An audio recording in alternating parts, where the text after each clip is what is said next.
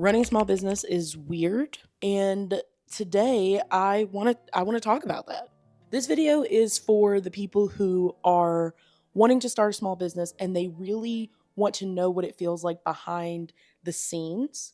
And it's also for people who are small business owners and really just need to validate their feelings about how weird this whole thing is. And to give a little background, hello, my name's Christina. I am the artist and maker behind Goose Devil Collections. And I've had my small business for about 3 years now. And it has been a journey, is the word I'm going to use. And there are so many things that I couldn't predict I would have to face. And one of them is just the surrealness of owning your own business. And since I don't have many small business friends that I can talk to about this, I'm bringing it here to you. So marketing is weird. Most small business owners struggle with marketing, and I am no exception. Because when you really sit back and think about it, marketing is extremely cringy. You don't want to be the used car salesman trying to sell people your art. And that is honestly what it feels like a lot of the time. And when you go looking for marketing advice, especially on this platform, you'll find a lot of stuff about lead magnets and email funneling and all this stuff that a lot of times isn't geared towards artists. And you walk away from watching those videos and the whole thing just feels more like, ugh. But here's the truth. It is always going to feel weird, and you are going to have to be okay with that. If you don't want to feel like the person who is just shoving your art in people's face, then don't be that person. But the fear and the cringe that you are feeling and that stops you every time you go to make some type of content promoting your work is only hurting you in the long run, and it's only just stopping people from seeing your work and discovering you. Think about it like this. Amazon does not feel bad advertising to you. This video you're watching right now, someone is playing YouTube to interrupt it at some point with their ad. Even your favorite content creator normally has a sponsored section. And even if they don't have a sponsored section, they always are telling you like, subscribe, and that is a form of self-marketing and self-promoting. So what can you do?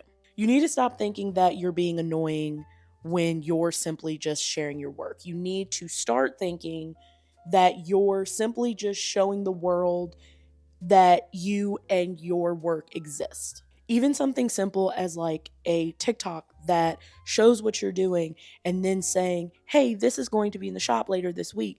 That is a very small thing you can do, and that's marketing. You're not forcing anybody to buy. You're just inviting them to come take a look and giving them the steps on where they need to go if they're interested in your work. And you're not going to get better until you just start doing it. No one's going to roll their eyes, and if they're there watching you, they care. And hey, don't forget to like and subscribe. Okay, so showing up is weird. I am literally talking to my phone right now, hoping that a stranger, you, watches it. And that's super fucking weird. My best friend and I were actually talking about this a couple months ago when I had made a video and a bunch of people were commenting on it. She was telling me she saw the video and was kind of shocked at the way people were talking to me because she was, you're my best friend, you're just you. But to them, you're like some expert, and that's like really weird. I have another friend who makes content, and he recently went to be a part of a convention for the content he makes, and people were coming up to him and they were talking to him like they knew him. He's done autographs before, and he's just like, I'm a guy, I'm just me. So it's like really surreal to be a small business, to be a content creator, and to just be out. And part of that makes it super, super fucking scary. But here's the thing, most artists can't sustain being a faceless channel. It just doesn't really work that way. The people want to see you, and they want to connect with you as an artist, and in turn, they then connect with your work. So you've got to show up, and again, it's terrifying and it's weird. I'm sitting here, my phone is hooked up with a mirror behind it so I can make sure it's still recording. And that's really weird. And you are going to feel uncomfortable, and that's okay. All the people you follow on YouTube, and if you're anything like me, it is other small businesses or artists, and they are doing the exact same thing that you're afraid of doing. I see a lot of content creators talk about how they still have difficulty in front of the camera, and even after doing it for years and years and years. If they can do it and you showed up to see their content, why do you think somebody won't show up to see you? I know what part of it is. Part of it is the fear of failure, that you're going to take all this time and you're going to create this video and it's not going to get many views and it feels like a waste. But here's the thing, you are still such a small creator that you messing up doesn't matter. You don't have to worry about pivoting your channel and losing thousands of followers. You can kind of just do your own thing and get comfortable and do some trial and errors, talk about different things, see what gets a response. And even if you don't get all of the views that you want, take that as experience, because I'm telling you, you get better each and every time you talk to the camera. So some tips to help with filming. What to film. Small pieces of your day. Just get a few minutes of you working and doing the different stages in your art or your business, whether that's packaging orders, doing inventory, whether that's just showing you sketching. Get a couple minutes of that, get them from different angles, and then even get your like lifestyle things, like you making your beverage of choice for breakfast and sitting down and taking a break or reading a book, because no one's going to see it, and it's good to just have it in case you ever want to use it later. And it gets you used to kind of like being comfortable in front of the camera and knowing that the camera is filming you. And honestly, if you notice, most content is just a mix of talking head, which is what I'm doing now, and B-roll. And it's just B-roll of them taking a couple minutes of their life and showing it and splicing it. What to talk about? A lot of people script their videos, and this video is included in that. You'll probably see me glancing at my notes. And I started scripting because I have seen so many creators who are not just content creators, who are also artists, who are small business owners, who recommended scripting your videos. Even if you don't want to do a full script, just having the bullet points that you can refer back to is helpful with keeping your message clear. If I don't script my videos, I find that I tend to ramble more, I repeat myself more, or I just will be on a tangent and then zone out completely and forget what I was talking about. The thing, if you don't want to do a talking head clip, then just film it talking head style and then overlay it with B-roll. And that way you can use the audio and you still get the experience of talking in front of the camera, which is a very just odd feeling, and it makes you feel very uncomfortable and flustered when you first start. And it doesn't have to be long videos. You can start by making a 5 to 10 minute video, and as you get comfortable, you can go longer. I also will write out my scripts and then put them into ChatGPT and ask that to give me time blocks that will help with me editing and doing voiceovers or talking head. That way I know how much time I need to be talking and how I need to cut it when I finally go to edit it.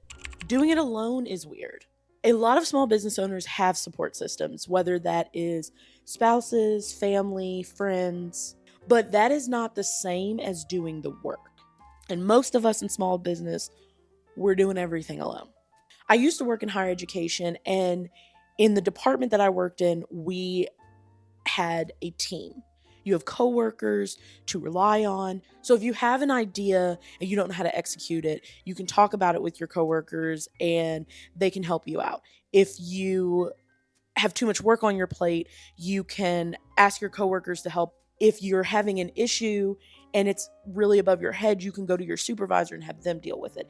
But now I am the person who has to come up with ideas and execute them myself. If I have too much work on my plate, I have to just deal with it. I am the supervisor, the accountant, customer service, tech support, inventory manager, quality control inspector, and the list goes on with all the hats that a small business owner has to have. It's a lot and it is weird. And the biggest shock of running your small business is honestly realizing that you're in charge of it all. And you're also in charge of you.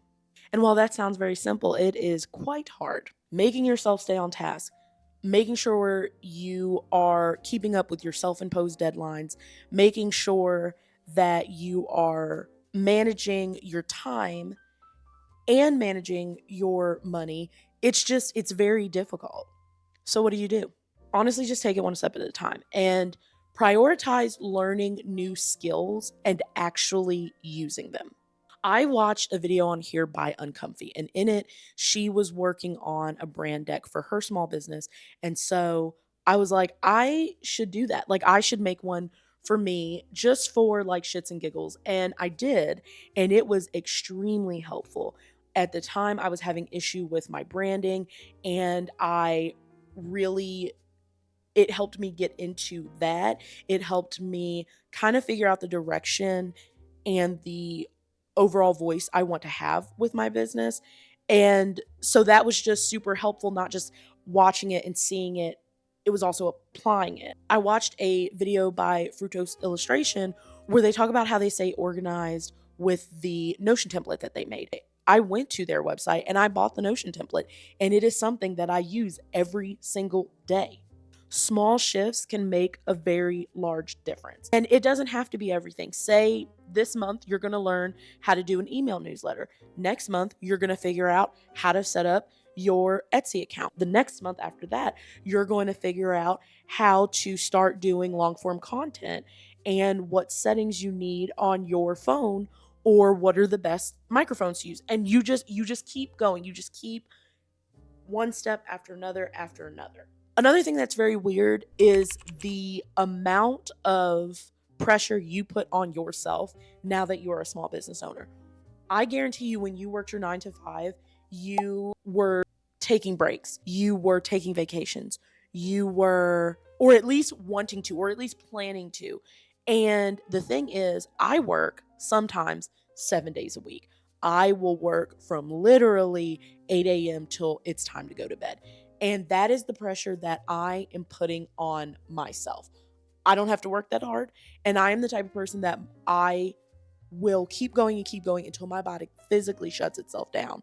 And I've had a lot of health issues come up because I've just been working myself way too hard. And I realized that I was the type of person at work that, like, if I needed a mental health day, I took a mental health day. And I don't do that with my own small business. And so I get into a point where even if I am trying to take a break, I feel guilty that I'm not working on my business. And that's really weird because in any other job, you wouldn't think, oh, I need to just keep working and keep working and keep hustling and keep doing this. So it's just very weird, the mindset that you develop as a small business owner. And the obvious solutions to this are to get used to having a calendar. I have a weekly calendar, a monthly calendar. I schedule out my weeks, and I very much try to not work on Saturdays and Sundays and tell myself I don't have to work 7 days a week. Also, giving myself breaks through the day. I was very bad about sitting at my desk and crafting all day long, sometimes only getting up a handful of times. And I need to take breaks. You need to take breaks. You need to drink water. You need to go outside, which is another thing. When you're a small business, you kind of like realize how much you stay inside your home. You need to go outside and enjoy some fresh air every now and then. And you need to treat yourself, whether that's just finding hobbies or finding things to relax yourself that don't have anything to do with your small business. So finding things that can help you get away from your business so that you're not stressing about it. So yeah, those are a few ways that running a small business is weird for me. But now I want to hear from you. What do you find weird about running your small business? Or if you're just getting started and you're new to your small business journey, what are some things that like really freak you out? Like let's talk about it in the comments. And if any of this resonated with you at any point, please do not forget to like and subscribe and share and do all the things. I am figuring this whole thing out as I go, and I am happy you are here to share that journey with me. So I will see you in the next time, and stay magical.